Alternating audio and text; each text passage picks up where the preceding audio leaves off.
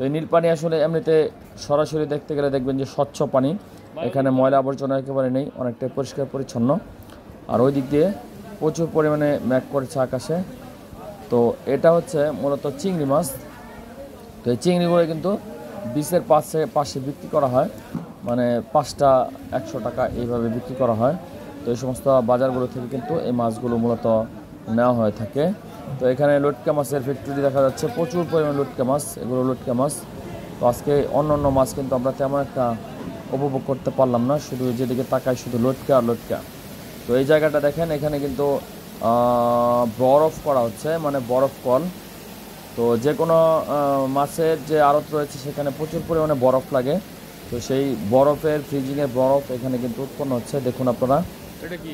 তো এই জায়গা থেকে কিন্তু আপনারা বাংলাদেশের বিভিন্ন স্থানে মাছ পাঠাতে পারেন কুরিয়ার সার্ভিসের মাধ্যমে, এবং খুব দ্রুত পৌঁছে যায়। আমি যতটুকু জানতে পারলাম যে 2 থেকে 3 দিনের ভিতরে বাংলাদেশের যে কোনো জায়গায় তারা মাছ পৌঁছে দিয়ে থাকে।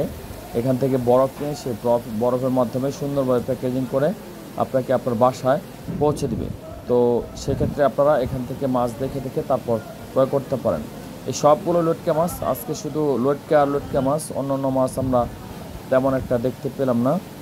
তো এই মাছগুলো আসলে কিন্তু তেমন একটা দাম না। তো এখানে আনুমানিক কেজি বলা হচ্ছে যে 100 থেকে 150 টাকা কেজি। তো সেই হিসাবে কিন্তু অনেক কম দামি বলা চলে। তো এই সামনে হচ্ছে ঘাট, এই ঘাট দিয়ে মূলত এই লোকজন নিয়ে আসতেছে, দেখেন আপনারা। তো এই মাছগুলো এভাবে নিয়ে আসতেছে। তো এগুলো সমুদ্রে এই যে আপনারা বড় বড় যে নৌকাগুলো দেখতেছেন, এই নৌকাগুলো মূলত সমুদ্র থেকে অনেক নৌকা আছে 1 মাস পরে আসে, 15 দিন পরে আসে। তারা তাদের খাবার টাবার নিয়ে একেবারে মুভ করে। তো এক পর্যায়ে দেখা যায় তাদের যখন পর্যাপ্ত মাছ পেয়ে যায়, বা তাদের যে কাঙ্ক্ষিত খাবার দাবার যেগুলো নিয়ে গেছিলো সেগুলো যখন শেষ হয়ে যায়, তখন তারা কিন্তু যা মাছ পায় তা দিয়ে আবার ব্যাক করে রিটার্ন করে। কী কী মাছ দেখলেন? বিভিন্ন জাতের মাছ দেখলাম, যেটা আমরা অনেকে খাইও না। যেমন এই যে লটকা মাছটা দেখলেন, লটকা শুটকি, হ্যাঁ এটা শুটকি খান তো? মাছ দেখলে খাইতে মন চায় না? কেমন লাগে না? একমাত্র রূপচাঁদা মাছটাই দেখতে সুন্দর দেখা হয়।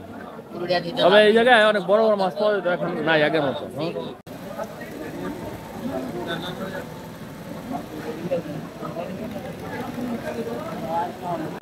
হঠাৎ করে বৃষ্টি শুরু হতে সবার ছোটাছুটি, সবাই ব্যস্ততা শুরু হয়ে গেল। তো ওই দিক দিয়ে দেখেন যে নদীর মাঝে 2টা নৌকা, খুব চমৎকার নৌকাগুলো, একসঙ্গে 2টা নৌকা একসঙ্গে করে তারপর কিন্তু আসতেছে। এই দৃশ্যটা দেখতে খুবই মনোরম মনে হয়েছে, ভালো লেগেছে। তো এই ধরনের দৃশ্য আসলে আমরা উপভোগ করতে পারি না, কেবলমাত্র এই সমস্ত এলাকায় আসলে কিন্তু এই ধরনের দৃশ্য চোখে পড়ে। তো এগুলো আসলে মিস করতে নেই। আপনারা যারা এই ধরনের পরিবেশ দেখতে চান তারা অবশ্যই চলে আসতে পারেন কক্সবাজারের ফিশারি ঘাটে।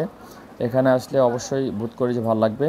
আর যারা সিজন আসবেন, শীত সিজনে, তারা আসলে এখানে দেখবেন যে প্রচুর পরিমাণে মাছ, বিভিন্ন ধরনের মাছ, বড় বড় মাছ, এক একটা মাছ মানুষের চাইতেও বড় বড় সাইজের মাছ, এগুলো আমি দেখছি, কিন্তু আজকে নাই, যার জন্য আপনাদেরকে দেখাতে পারলাম না। যদি ভবিষ্যতে কখনো সময় সুযোগ হয় তাহলে আবার এই জায়গাটায় আসব, এসে আপনাদেরকে খুব সুন্দরভাবে পরিবেশন করার চেষ্টা করব।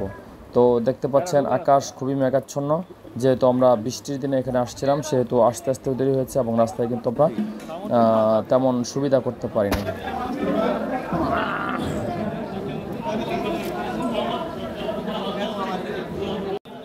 চিরাচরিত পাঙ্গাস মাছ না, এগুলো মূলত হচ্ছে সামুদ্রিক পাঙ্গাস মাছ।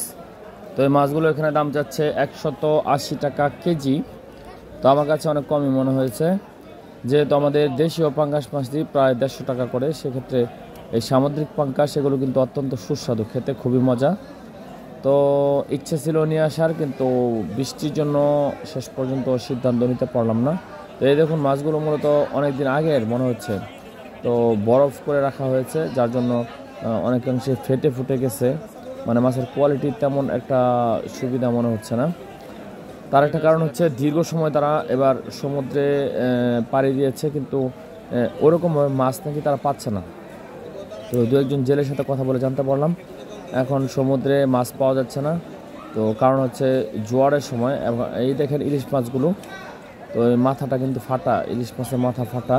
তো একদম সমুদ্র থেকে সংগ্রহ করা এই ইলিশ মাছ, যেগুলো আপনার পদ্মা বলেন, মেঘনা বলেন, চাঁদপুর বলেন, তার কোনোটার সাথে কিন্তু মিলবে না। তো সবশেষে আমরা বাজারটা দেখে তারপর কিন্তু আমরা একটা রিক্সা করে চলে আসলাম, কারণ বাজারে যে কাঙ্ক্ষিত আকাঙ্ক্ষা নিয়ে গেছিলাম সে আকাঙ্ক্ষা কিন্তু আমাদের পূরণ হয়নি। তো যার জন্য আমরা মনটাকে একটু ভারী ভারী করে চলে আসলাম, যে আশাটাই লস হলো। তারপরও যেহেতু আপনাদেরকে সাথে পেয়েছি, আপনাদেরকে নিয়েই বাজারটা দেখলাম। তো এটা হচ্ছে মূলত এয়ারপোর্ট থেকে চলে আসা কক্সবাজার শহরের যে মেন রাস্তাটা, সেই রাস্তাটা ধরে ধরে আমরা রিক্সা দিয়ে মূলত চলে আসলাম। তো ব্লগটি কেমন লেগেছে, বা এই ব্লগে আসলে অনেক কিছু মিসিং ছিল যে আমরা পরবর্তীতে আরও ভালোভাবে ট্রাই করার চেষ্টা করব। তো ভিডিওটি অবশ্যই লাইক, শেয়ার এবং কমেন্ট করে দিবেন। আর যারা ইউটিউব থেকে দেখছেন তারা অবশ্যই সাবস্ক্রাইব করে পাশে থাকা বেল বাটনটি ক্লিক করে দেবেন বলে প্রত্যাশা রাখতেছি। তো ভালো থাকবেন, সুস্থ থাকবেন। আল্লাহ তাআলা আমাদের সকলকে সুস্থ এবং সুন্দর জীবন দান করুক এই প্রত্যাশায়। আল্লাহ হাফেজ।